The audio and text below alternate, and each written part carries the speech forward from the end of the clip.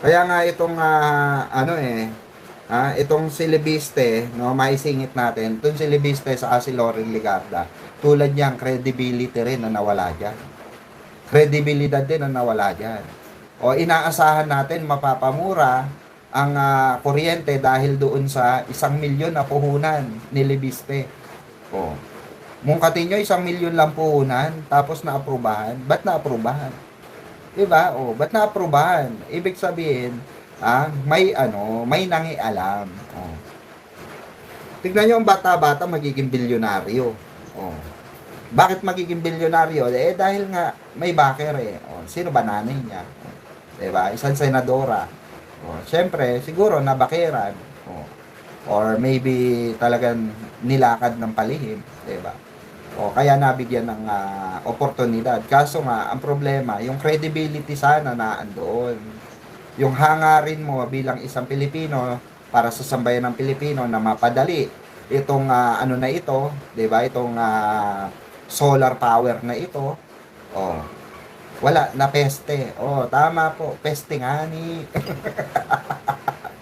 Na peste, 'di ba? Oh, instead na maraming nakikinabang sana na taong bayan diyan sa proyekto mo na walang parambula. Kasi bakit? Eh, nasilaw sa pera, eh, pera pala, magiging dahilan para, 'di ba, mawala yung tiwala ng taong bayan sa kanila. O, lalo na kay Loren, nakakaya. Eh, kilala natin si Loren dati na tipong hindi mabibili ng pera, hindi mabibili ng kung ano-ano, 'di ba? Nasa ano, 'di ba? Ang serbisyo ay nasa taong bayan, serbisyo publiko. Eh ngayon nawala eh, 'di ba? O, sangkatutak na kaso ang kakaharapin na mag-ina dahil sa di umano ay sabuatan dito po sa solar system na ipinatayo nila, na ibinenta nila.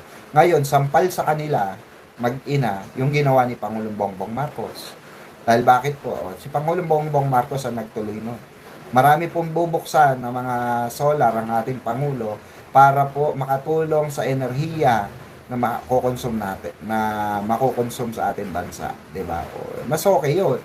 O, at least kahit papaano eh magkakaroon tayo ng konting tawag dito, malakas na buntong hininga na finally, 'di ba? Sana matapos agad, ma-implement agad. O, so para ang Meralco mabuisit, 'di ba? Kasi sa totoo lang, mga kababayan, hindi na rin makatao yung ginagawa ng Meralco. Oh. Kahit na sabihin nating meron silang bilyong pisong i-refund sa darating na na panahon o na buwan, eh hindi pa rin sapat, 'di ba? Hindi pa rin sapat 'yun. Eh ilang milyong katao ang mag-aano nun, bebenepisyo nun. Oh.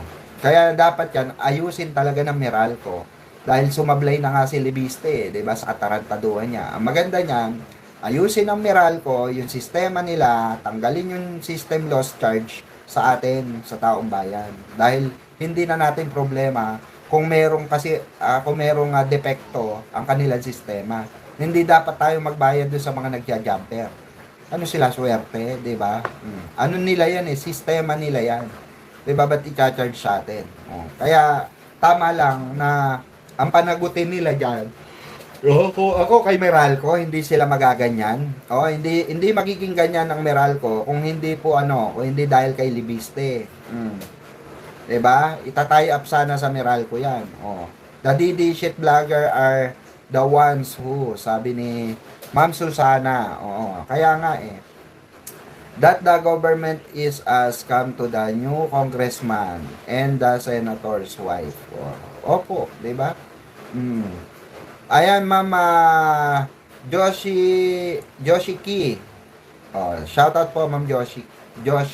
Joshki ba? Joshiki. Joshki na lang. Joshki. Oh.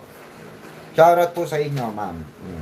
Kaya itong isasampang kaso labang kay ng ombudsman, matindi po ito, ha? Ito, pakinggan natin.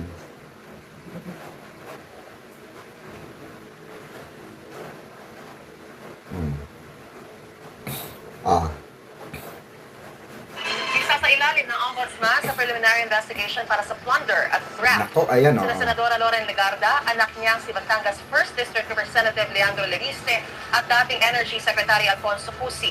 Kaugnay po yan sa 10 milyong piso kontrata para sa mga solar project ng kumpanya ni Leviste. Tinawag ni Senadora Legarda ang alegasyon na pagdungis sa kanyang pangalan. Saksi si Joseph Moro.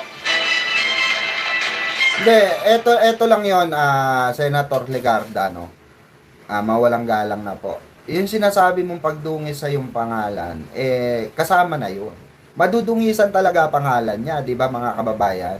Anak niya yung, kinonsider niyang tulungan dito sa scam na scam na ginawa ng anak niya. So ikaw rin ang gumawa ng sarili mong dungis. Tama ba mga kababayan? Bakit mo sisisihin ng ombudsman na dahil kinasuhan ka para madungisan ang pangalan mo? Kung hindi mo tinolerate yung anak mo sa scam na ganyan na ginawa niya sa gobyerno, sa taong bayan, regarding dyan sa solar power energy na yan, di sana wala ka dyan.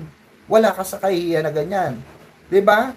Valid point ba mga kababayan, 'di ba? Parang Diyos ko naman, parang hindi mo na maalam na pag ganyan, madudungisan talaga pangalan mo. Salamat po Ma'am Sheila Katabian, 'di ba? Madudungisan talaga pangalan mo. Bakit? Ikaw yung nangunsinti sa anak mong tulonggis 'di ba? Oh. So natural 'yun, basic 'yun. Huwag kang mag-alala, Senator Loren, 'di ba? Madudungisan talaga pangalan mo dahil inallowed mo. 'Di ba? Pinakakasuhan ng fact-finding team ng ombudsman ng not bailable o walang piyansang plunder at Naku po, ayan. Sina Senador Loren Legarda at Batangas 1st District Representative Leandro Leviste. Ito ay kaugnay ng 10 billion pesos na kontrata para sa mga solar projects ng kumpanya ni Leviste na hindi naman umano napakinabangan. Lumabas kasi sa investigasyon ng fact-finding team ng ombudsman ang kumuha lamang ang kumpanya ni Leviste ng mga eksesibong prangkisa para sa solar project pero ibinenta lang ang mga ito. Those electricity. Pangako nila magpuproduce sila ng kuryente, binenta lang, kumita ng pera, pero hindi nila ginawa. Nakuryente lang tayo. Tama. Sabi ng kanyang inang si Legarda na nakuha ni Leviste ang prangkisa ng 2019 kung kailan chairman ng Senate Finance Committee ang senadora. Naku po. Posisyon, Tama. makakuha ng prangkisa yung anak niya. Tama. 21 year old, kung hindi tinulungan ng nanay niya na chairman ng Finance Committee ng Senado. Pinakakasuhan din ng plunder at graft si dating Department of Energy Secretary Alfonso Cusi na nakaupo sa pwesto ng mabigyan ng prangkisa si Leviste. Idadaan pa ng ombudsman sa preliminary investigation. Ayan mga kababayan. Mga DD shit, makinig kayo. Yan ba yung sinasabi nyong sa panahon lang ni Pangulong Bongbong Marcos nagumpisa ang korupsyon? Ayan, nilalabas sa administrasyon ni Pangulong Bongbong Marcos yung scam na ginawa ni Leviste way back 2019 pa. Si Digong po, si Digong yung tatay niyong karton didiship, ang presidente noong 2019, hindi si Pangulong Bongbong Marcos. Si Pangulong Bongbong Marcos kasama ang masaganang bagong Pilipinas upang puksain ang mga salot sa gobyerno. Kasama na po doon si Leviste. 'Di ba? Kasama na po si Leviste at Legarda sa babanggain ng administrasyong ni Pangulong Bongbong Marcos para po sa para sa katarungan, para sa taong bayan. Dahil winalang niya po Kaya narinig niyo naman. 'Di ba sabi nga ni Ombudsman Remulla na kuryente tayo, kinuryente tayo. 'Di ba? Yun nga Tapos sasabihin nila kay Pangulong Bongbong Marcos, grabe. Kaya naging grabe ang korupsyon na lumalabas ngayon dahil nilalabas ni Pangulong Bongbong Marcos lahat ng korupsyon. Kaya ang mentalidad ng tao ngayon, grabe na ang korupsyon sa Pilipinas dahil si Pangulong Bongbong Marcos po ang naglantad at nagpaingay ng mga korupsyon. 'Di ba? Siya po ang kumalaban sa mga mafia, mga dakilang mafia, malalaking mafia sa Pilipinas. Especially dito sa Senate at sa Congress, 'di ba? Yung mga tampalasang kutong lupa diyan na walang ginawa ko hindi magpalaki ng bayag, 'di ba? Habang yung ating mahal na pangulo sinagasaan sila, wala silang kamalay-malay. Na ito pala ang magiging worst nightmare nila, hindi si Digong. 'Di ba? Kasi si Digong ang worst nightmare kay Digong ng mga tawag dito, normal na tao, papatayin sila ni Digong, 'di ba? Kasi bakit? ilalagay sila sa listahan ng mga tukhang puno. 'Di ba? Kasi merong ano yan merong tawag dito, code, tawag dito, may mga target yan, 'di ba? O para sa bonus. O, ganun 'yon. Kaya ang naging worst nightmare talaga ng taong bayan, si Digong, kasi hindi mo alam, 'di ba? Baka mamaya palabasin, patayin ka na lang diyan, tukhang ka, 'di ba? Pero sa gobyerno wala silang death threat or wala silang threat kay Duterte, kaya nakaw lang sila ng nakaw. Kaya nga walang napakulong Kaya nga walang maingay sa korupsyon noon. Ngayon lang umingay ang korupsyon simula nung sinagasaan ni Pangulong Bongbong Marcos. Kung hindi yan sinagasaan ni Pangulong Bongbong Marcos, sa tingin nyo, sa tingin nyo lang, kung hindi yan, baka hindi natin alam na mayroong mga ganyang klase ng issue, kagaya kay Libiste, di ba? Baka magpasa hanggang ngayon, tayo, ano pa rin, di ba? Nakatulala pa rin sa katotohanan. Wala tayong alam, mangmang tayo sa katotohanan dahil hindi natin alam yung mga yan. Buti si Pangulong Bongbong Marcos, inilabas yan. Di ba? Everyone who was in position during the time of Digong, they all become rich. Totoo. Totoo yan. Di ba? Tignan nyo na nga, example na nga lang si Libiste 2019. Nanay pala niya ang Secretary of Finance, di ba? Sa financing. Talagang lulusot yun. Di ba? Siya maglalabas ng kaperahan nun Kaya, biro nyo, in the age of 20 years old, may 20 years old plus, di ba? Bilyonaryo ka na. Sana all, di ba? Ang bilis yumaman no? Ganun ang mga technique, no? Ipinagbabawal na technique. Kaya, ayan, sana paghandaan nila yan, di ba? Dahil Nobel yan. At sa tingin ko, madidiin sila dyan. Yan yung mga mahirap alpasan Kagaya nga ng sinabi ko, mahirap makawala sa ganyan. Bakit po? Mahirap. Dahil nga po, dito sa mga ebidensyang inilalatag. May mga inilalatag pong ebidensya. Yan ang mahirap solusyonan pag may ebidensya. Lalo-lalo na, matibay yung ebidensya labang kay Leviste, di ba? So, abangan natin yan mga kababayan. No? At maraming salamat mga kababayan sa panibagong episode na naman na natapos nating talakayan dito sa makalipas ang 1 oras. No? Thank you so much mga kababayan, mga kabengador, kabirador. Magbabalik po tayo for another live streaming maya-maya lamang po makalipas ang 1 oras. Magsama-sama ulit tayo sa panibagong talakayan, panibagong topic.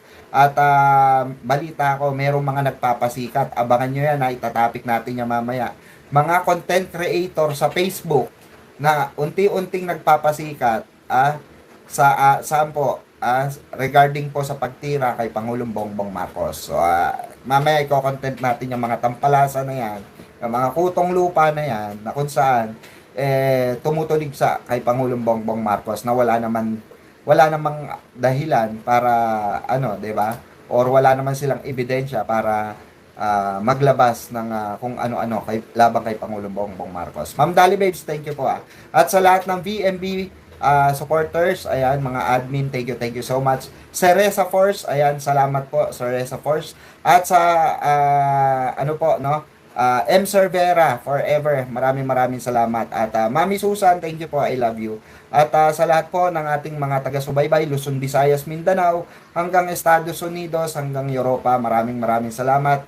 Middle East, ayan, maging dito sa buong Asia. Thank you so much.